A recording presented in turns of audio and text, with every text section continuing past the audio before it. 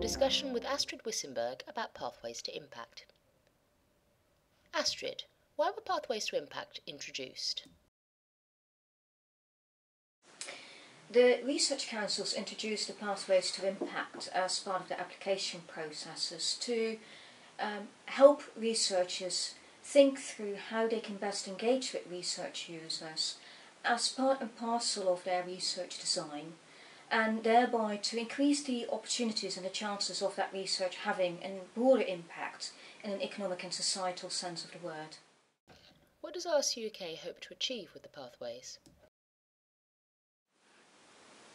What we hope to achieve by introducing the Pathways to Impact is that across our whole research portfolio we really increase the economic and societal benefits from the research that we fund, that we increase the speed by which those benefits become apparent. What we don't expect is that each individual project will have a certain amount of impact.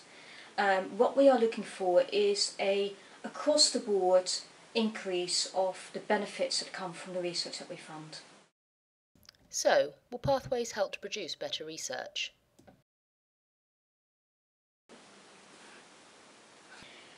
Pathways to Impact may help to produce better research, they may not. I don't think they are necessarily a way of achieving better research.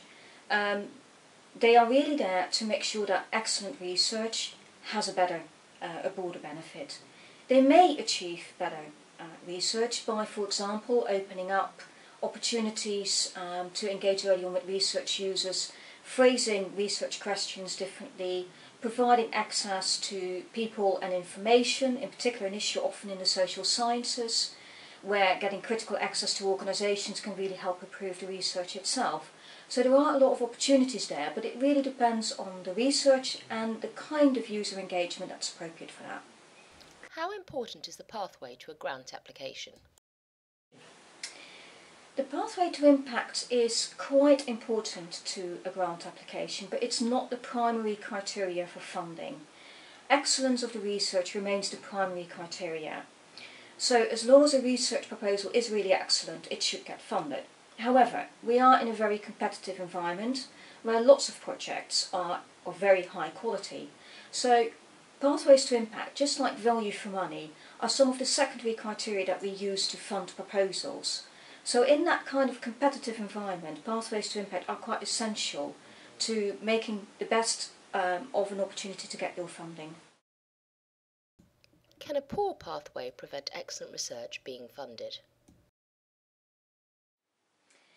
A poor pathway to impact should not prevent an excellent research proposal from being funded.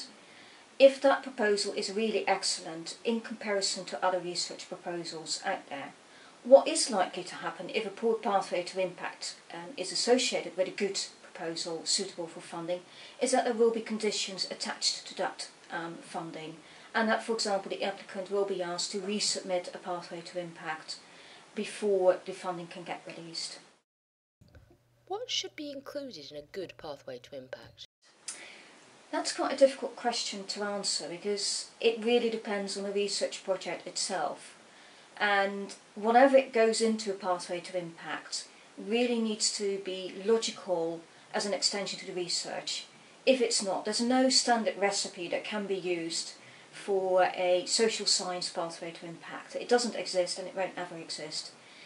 It's really about choosing the right audiences, the right research users that you think will be interested in your research, that you want to work with, and then finding the right mechanisms to work with them and putting that into your application.